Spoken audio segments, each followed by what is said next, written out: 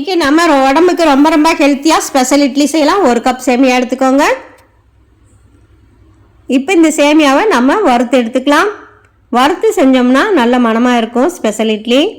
பாருங்கள், இந்த அளவுக்கு நம்ம நல்லா வறுபட்ட பிறகு 1 கப் தண்ணி ஊற்றிக்கோங்க. கொஞ்சமாக மஞ்சத்தூள் போட்டுக்கலாம். 1 பிஞ்ச் அளவு வேக வச்சு இதை நம்ம இறக்கி வச்சுக்கலாம். பாருங்கள், இந்த அளவுக்கு நல்லா வெந்துருச்சு. இப்போ இறக்கிடுங்க. வேற ஒரு கடாயில் 1 ஸ்பூன் அளவு நெய் விட்டுக்கோங்க. நெய் விட்டுட்டு ஒரு நேந்திரம் பழத்தை கட் பண்ணதை நம்ம இப்போ போட்டுடலாம்.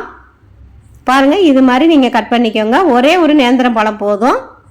இப்போ நம்ம 3 நிமிடங்கள் மீடியம் ஃப்ளேமில் இந்த பழத்தை நம்ம வறுத்துக்கணும். நேந்திரம் பழம் உடம்புக்கு ரொம்ப ரொம்ப ஹெல்த்தியாக இருக்கும். கொஞ்சமாக தேங்காய் போட்டுக்கோங்க. ஒரு சில அளவு தேங்காய் துருவி போட்டுக்கோங்க. கூடுதல் சுவை தரும்.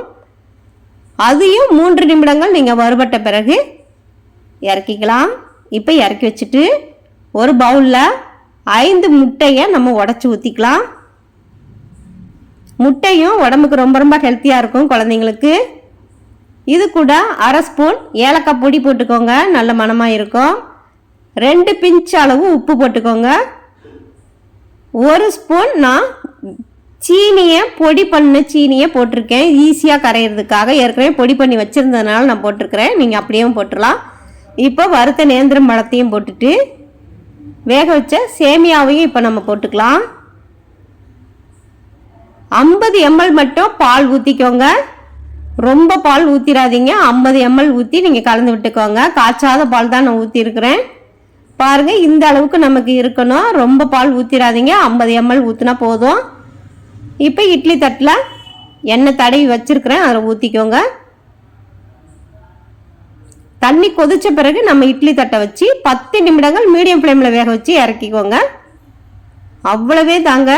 நமக்கு ரொம்ப ரொம்ப ஈஸியாக, உடம்புக்கும் ஹெல்த்தியாக, சிம்பிளாக நம்ம ஸ்பெஷல் இட்லி செஞ்சிட்டோம்.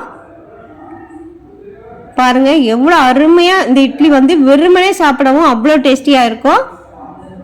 உடம்புக்கு ரொம்ப ரொம்ப ஹெல்த்தியாக இருக்கும். குழந்தைகளுக்கெல்லாம் நீங்கள் ஈவினிங் டைமில் கூட இது மாதிரி செஞ்சு கொடுக்கலாம்.